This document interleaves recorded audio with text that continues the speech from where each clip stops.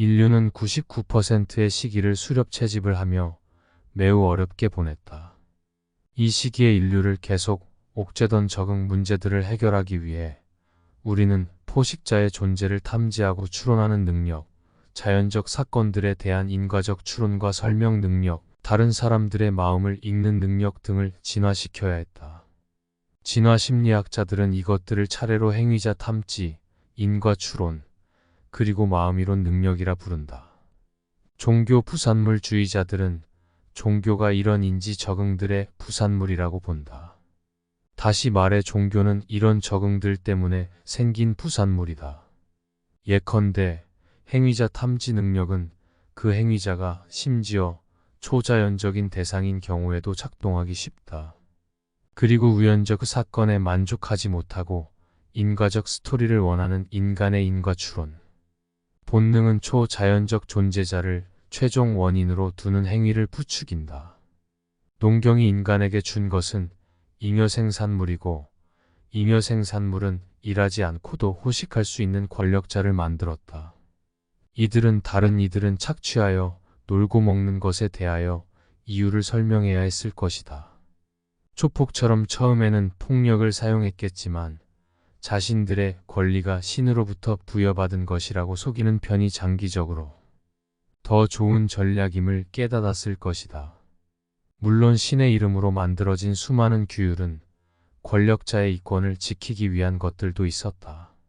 신은 인간이 만든 농경사회의 기반인 규칙을 만들고 유지하는데 핵심적인 역할을 했을 것이다.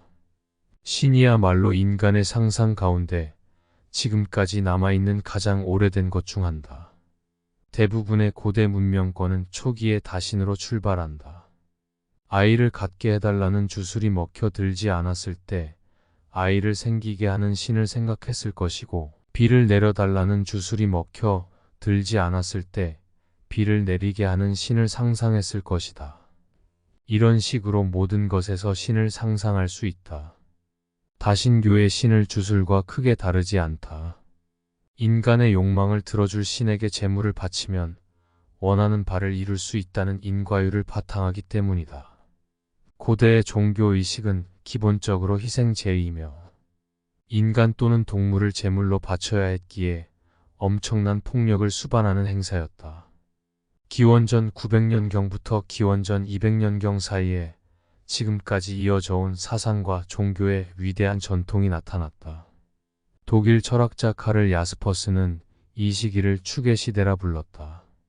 이 시기에 나타난 전통은 중국의 유교와 도교, 인도의 힌두교와 불교, 이스라엘의 유일신교, 그리스의 철학적 합리주의다. 이들은 공통적으로 엄청난 폭력의 시기 혹은 그에 대한 경험의 결과로 만들어졌으며 폭력을 거부하고 서로에 대한 공감과 자비를 강조한다.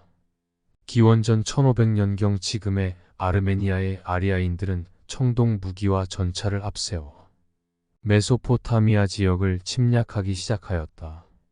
아리아인들은 계속 동쪽으로 전진하여 인도에 다다랐으며 침략 지역에 정착하면서 점차 약탈에서 농경으로 생활이 안정되어 갔다.